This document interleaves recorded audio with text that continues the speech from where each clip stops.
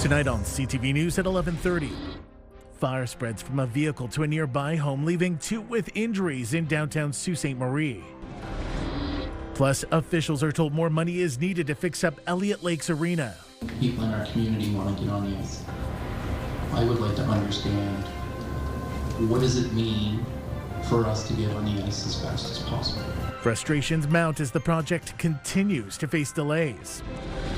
And taking a silent stand in the face of the drug epidemic. To create awareness, to raise compassion, to be able to show hope. Organizations in Sudbury raise awareness ahead of International Overdose Awareness Day. CTV News at 11:30 with Ian Campbell and Rick Wyman with weather.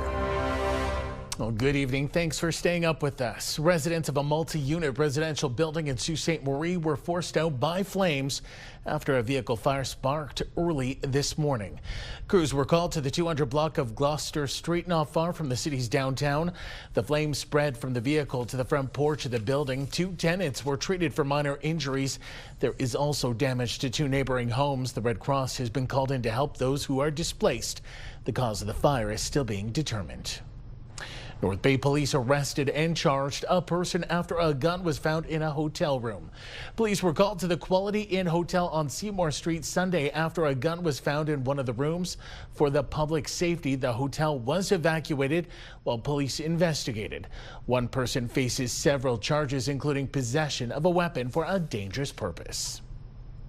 There continues to be frustration in Elliot Lake over the escalating work and ballooning costs associated with the city's aging arena. During its meeting tonight, City Council heard it could cost an additional $11.6 million for updates to the Rogers Arena. That's on top of the $12 million already estimated. Much of the new costs include bringing the 70-year-old building up to Ontario Building Code and adding life safety upgrades like sprinklers and emergency exits. The project had been delayed due to structural issues, which were just recently addressed. Councillors asked how the project could still get done, but just be expedited so youth could get back to skating as quickly as possible.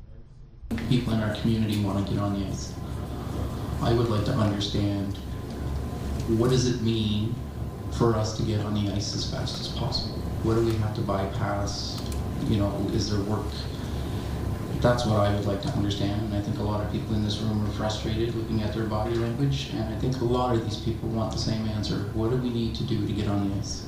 I think that's a good scope of work for the design team and staff to go through and model financially, model in terms of scope of work, model in terms of scheduling, and model in terms of community use and impact so that we can come back and give you some good information. Mayor Wannen asked for a guarantee that the ice be ready for the fall of 2026 for next year's skating season. Both the architect and staff did not think that was unreasonable once the scope of work and financing is determined. Well, a lot of gunfire lately in the city of Timmins in the wake of the most recent shooting. Police are urging those with security cameras to join the Camp Safe registry. CTV's Lydia Chubak reports. In the early hours of Saturday morning, Timmins police officers responded to a report of gunshots in the north end of the city. Police officials say the shooting happened in this area of the city on Toke Street near Leone Avenue. They say circumstances surrounding the crime are currently under investigation. There was a disturbance prior to the shot of being fired. There was a minor disturbance. It was isolated, specific to the disturbance. Outside of that, no one was hit or injured as a result of the firearm being discharged. Cameron says no suspect has been located yet, but he says investigators have a very good description of the individual. He adds if any resident who lives in the vicinity of the crime would be willing to share video from their security cameras, it might help solve the case. There could be video footage within even a 4-block radius. And what I mean by that is because it doesn't necessarily capture the incident itself, but it might capture witnesses or a suspect going to the scene. It might capture witnesses or a suspect leaving the scene. It gives police a timeline. Cameron says so far 169 people in Timmins have registered with Camp Safe, which is a registry of security camera owners in Ontario. only police have access to the database of registrants. And then we can go specifically to those doors, knock on the door. First off, we need to ask for consent if we can view their surveillance camera, because we do not have access to it. And then we can take it from there, but it's quick because we can go specific residents knowing there's a camera. Cameron cannot say if the gunshots heard on Saturday are related to drug subculture, as more witnesses still need to be interviewed. Lydia Chubak, CTV News, Timmins. We have an update tonight on the fate of 16 hybrid wolf dogs in Wahnapitae. The owner says the dogs were expected to be seized today by the MNR, but that has been delayed. CTV's Elena Everson reports. Brighton Bongard takes time to say goodbye to his 16 hybrid wolf dogs. He says the animals are anxious and know something is up. Mom, I went in there and cried for an hour, so then that kind of threw off the dogs, like, okay, something's going on here. And now our dogs are kind of just panicking, going, what's happening? Bongard says he got a call over the weekend that the MNR was coming to get the animals at 10 a.m. Monday. Unfortunately, at the point, they haven't formally told me what's going on with my dogs. All I've been informed is that a potential home has been located in another province. Unfortunately, at the time, it's not going to be a sanctuary they're going to. It will be a private owner. The chance of me going to see the dogs is very limited due to it being a private owner. Bongard adds the MNR tells him out of province is Saskatchewan. Cassandra Belanger is a neighbor and started a petition to save the wolves, asking that the animals not be euthanized and allowed to stay with their current owner, who is willing to set up a sanctuary. The petition has over 1,000 signatures. I'm a huge advocate for animals, all kinds of animals, and these animals are well taken care of.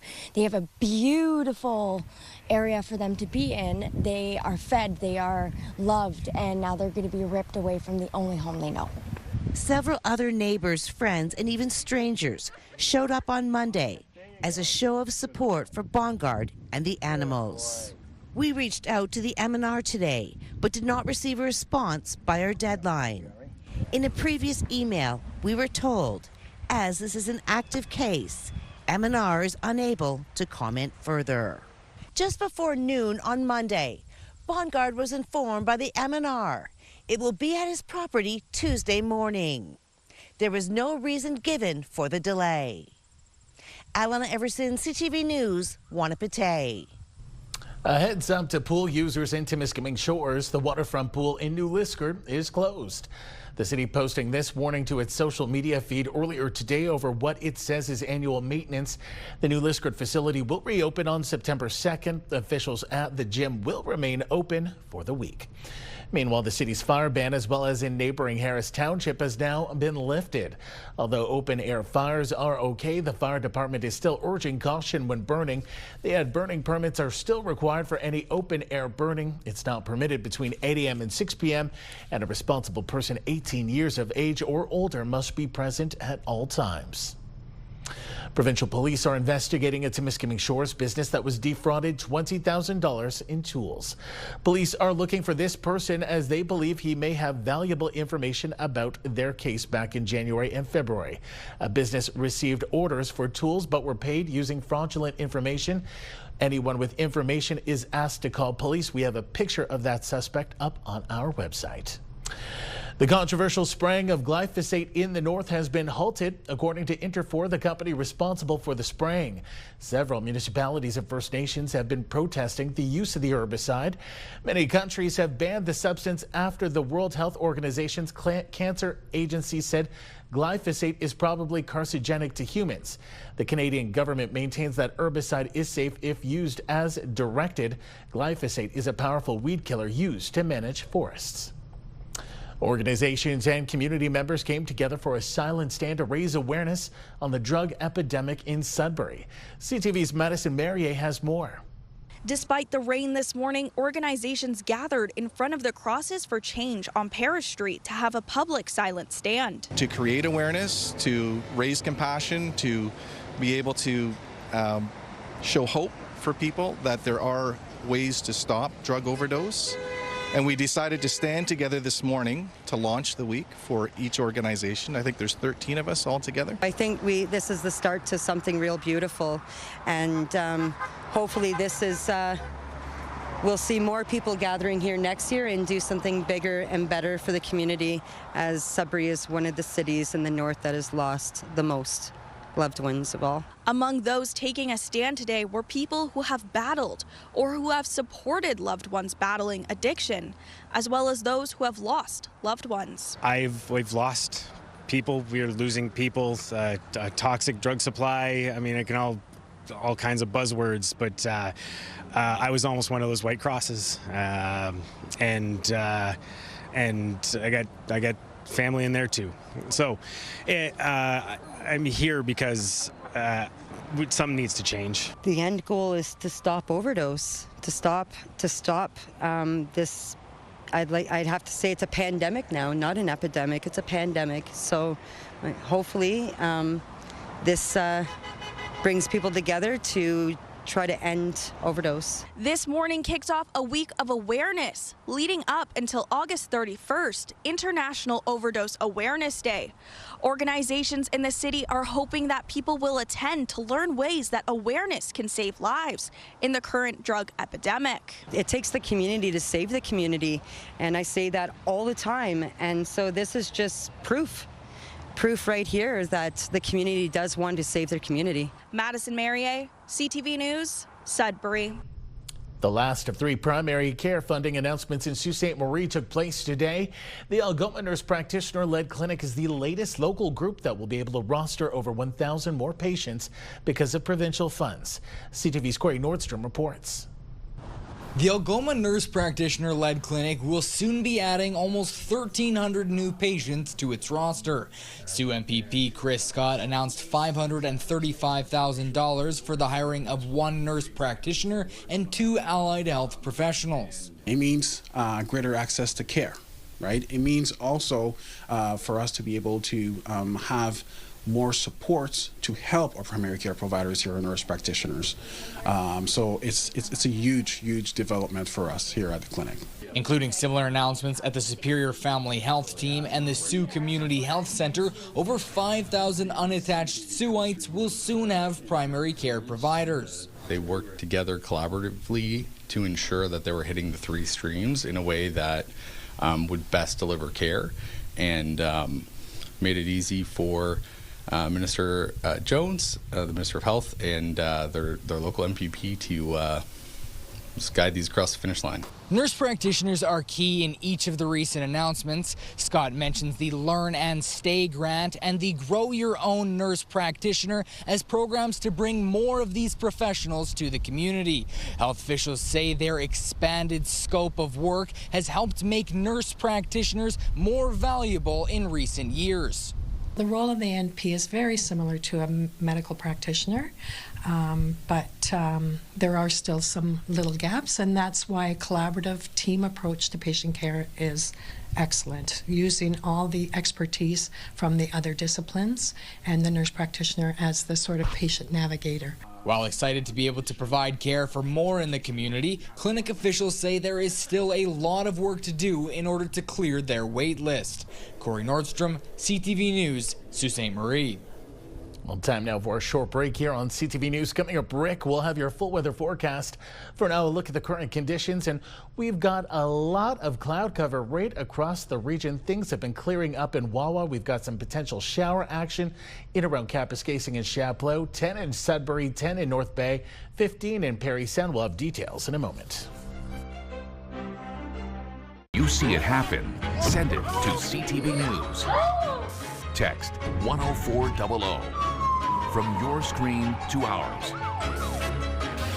Text 10400. Have a good look. This is what we've got going right now with some of the rain, the precipitation in northeastern Ontario as we continue into the early stages of this week. A little wet in some areas, as we'll soon find out with the 7-day forecast. But again, it'll look a lot better by the end of the week. Friday, Saturday, and Sunday, keeping a close eye on that. Also some precipitation by midweek, as you are about to see. Sudbury, Nickel Belt, mainly cloudy tomorrow at 19, 22 with the sun on Wednesday. Thursday, good chance of showers, 60% there. Friday, Saturday, Sunday, and even Monday, some sun and cloud, and your temperatures ranging from 20 all the way up to 26 for Labor Day Monday. Meanwhile, a look at Sault Ste. Marie and Algoma. A great start to the week. Sun and cloud tomorrow. Wednesday, sunshine. Good chance of showers on Thursday at 60%. Friday, Saturday, Sunday, even Monday, some sun and cloud. Those temperatures 19, 22, and 24. That 24 mark exceeding the normal for this time of the year. Timmins, Cochrane, Kapuskasing, a bit of a slow start to the week. Good chance of showers for tomorrow, continuing into Wednesday and diminishing by Thursday. Friday, Saturday, Sunday, sun and cloud all 3 days, 18 and 20 your temperatures, going all the way up to 27 on Monday, well above normal for this time of the year. In Temiskaming Shores and Kirkland Lake, chance of showers, a slight chance. It might rain tomorrow. Wednesday, some sunshine. Thursday, we've got the chance of showers. Friday, some sun and cloud. Saturday, cloud cover. Sunday, some sun and cloud as well. Okay, Labor Day Monday looks like mainly cloudy at 27, but warmer. A good chance that it's not going to rain, so we'll hold Environment Canada to that. Your temperatures look awfully nice as well. And in North Bay, West Nipissing, chance of showers for tomorrow. It might rain. Wednesday, sun and cloud. Good chance it'll rain on Thursday at 60%. Friday, Saturday, Sunday. Take a look. 20 and 21 going all the way up. So we get a bit of a peak by next Monday in terms of our temperature and humidity. Really at 25. Your normal this time of the year at around 22. So Ian, slow start in some sectors and not a bad week weather-wise with a bit of rain by Thursday. Should improve just in time for the Labor Day weekend. Back to you, and great to see you back on the desk. It's great to be back. Thanks, Rick. Well, the Owen Sound Transportation Company is sounding the alarm over a fake website scam targeting ferry passengers. The company says a fraudulent website listed as OntarioFerries.org is pretending to be the official booking site for its ferries. This includes the Chichimon as well as the Pelee Island and Niska services. Officials say any bookings made through that site are not official. Anyone impacted is encouraged to reach out to the Canadian Anti-Fraud Centre and local police. Air Canada flight attendants will begin voting on a tentative deal with the airline this week, but there are doubts about whether they'll accept it. According to Reuters, the head of the union representing the flight attendants acknowledged that many members are frustrated with the agreement. Some say it doesn't provide a living wage to entry-level workers and does not fully address concerns about a lack of payment for hours spent waiting for a flight. The union and Air Canada reached a deal last week, ending a 3-day strike that led to hundreds of flight cancellations. The ratification vote begins Wednesday and ends on September 6th. Air Canada customers looking to file a complaint with a federal regulator over their experience during the flight attendant strike should be prepared to wait. The Canadian Transportation Agency says its backlog of air travel complaints stood at about 85,000 as of August 14th, 2 days before the strike even began. The backlog has been growing since new federal rules in 2019 set compensation amounts for flight delays and cancellations. The CTA says it put in a new system in 2023 to increase its capacity to deal with complaints, but the number of grievances has also grown. The Federation of Northern Ontario Municipalities is reiterating calls for the federal and provincial governments to modernize Highways 11 and 17. It wants these highway projects designated as a nation-building project under the Building Canada Act. The two-lane highways in the north see 8,400 trucks moving $200 million of goods a day, according to Phenom, and are some of the deadliest transport routes in the country.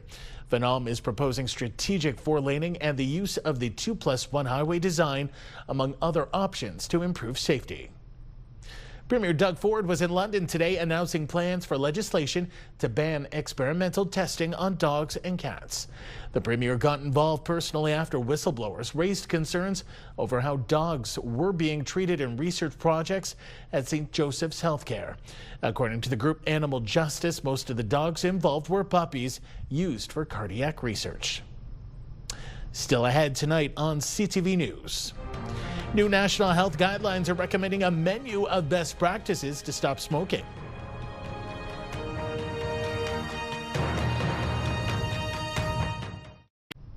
Pro hockey came to Bracebridge today as NHL talent hit the ice at the Muskoka Lumber Community Center. Really cool. I like the NHL. It's really good players. It was amazing. It was really fun and cool. It's a cool experience. Who did you guys meet there? Taylor Hall was the big one. Fans packed the arena to watch open practices, skill drills, and a friendly scrimmage with seating for just 800. It was first come, first served. Big reason why I made the NHL is the fact that I grew up watching NHL players, and it just kind of fuels your dreams and fuels your passion for it. So, I think they all had a good time out there today, getting a chance to watch, and yeah, it's fun having them there for us too. After the action, young fans lined up for a chance to meet their heroes during a special autograph session, capping off a day of big league excitement in cottage country. Smoking is considered the leading cause of preventable disease and death in Canada. And now, new national health guidelines are recommending a menu of best practices to stop smoking. CTV's Sergio Arangio reports. Ditch the vape, see your doctor. Those are two recommendations from the Canadian Task Force of Preventative Health Care in its new guidelines to help people quit smoking. 11% of Canadians are still regular smokers. And as an emergency physician, there's not a day that goes by where I don't see patients coming to the hospital with severe lung disease, cancers. The guidelines call for using research-backed methods to kick the habit, including counseling, talking to your doctor, nicotine replacements like patches and gums, and prescribed medicines. The guidelines strongly discourage using unproven methods like hypnotherapy and acupuncture, and recommends most people avoid e-cigarettes and vapes unless absolutely necessary. The counseling approaches, together with the pharmacological ones, have been studied well, and they work together. They can reduce your chances of being a smoker by about 25 to 30%, which is pretty good. Health professionals in Northern Ontario say people can start the process online. I would definitely point them towards the Center for Addiction and Mental Health and the Stop on the Net program. They do provide a period of time of NRTs, they call it, so nicotine replacement therapy of various sorts. So that would be something that they could start with, and also have supportive counseling as well. And Lang says there's even a promising over-the-counter option. We came across a health supplement that's been used in Europe for years. It's called cytosine, and it also blocks the nicotine receptors and can help people stop smoking. In the end, medical experts say it's critical to encourage smokers to stop. Nicotine is a very powerful addiction. It's a really tough habit to break, but there are tools out there that work. Experts say the benefits outweigh the challenge that comes with quitting. It improves health and lifespan and reduces the risk of heart disease, stroke, and cancer. Sergio Arangio, CTV News, Timmins. Cyclists are set to gather on Manitoulin Island for a charity ride next month. CTV's Amanda Hicks reports. The Tour de Meldrum is a ride with purpose. While its starting location has changed throughout the years, cyclists from across Manitoulin Island and beyond travel to Meldrum Bay and back, a round trip of 210 kilometers. The ride was started by avid cyclist Dale Scott 24 years ago, who initially did the route as a way to challenge himself. When I got home, I was thinking, wow, that's a lot of energy, a lot of work to put into a ride. Perhaps it would be a good idea to do a ride for a cause. Typically seeing upwards of 16 participants each year, the ride has raised a total of $220,000 for Manitoulin Health Centre. The hospital does not receive ministry funding for capital expenses, so the funds are used to purchase much-needed equipment. I can think back over the years, like our bed campaign, when we needed to purchase new beds for both sites. Much needed x-ray equipment. We recently completed a reno expansion to the Mindemoy site emergency department. The ride was a huge donor. And regularly they're supporting our chemotherapy services, satellite service, so we can have chemotherapy provided on Manitoulin, preventing people from driving 2.5 hours. to get the service. This year, the funds will help the hospital purchase fusion pumps, which administer various life-saving drugs, antibiotics, and fluids. Anything that gets done in a community gets done without volunteerism, especially the hospital. Well, we all know there's less and less funding, and there's more and more need. The ride takes place on September 7th. Amanda Hicks, CTV News, Sudbury. Should be a great time, and what a great cause. That takes us to the end of our newscast this Monday night. For the latest news anytime, remember you can head to our website, CTVNewsNorthernOntario.ca. You can also download our CTV News app. Thanks for watching. Good night.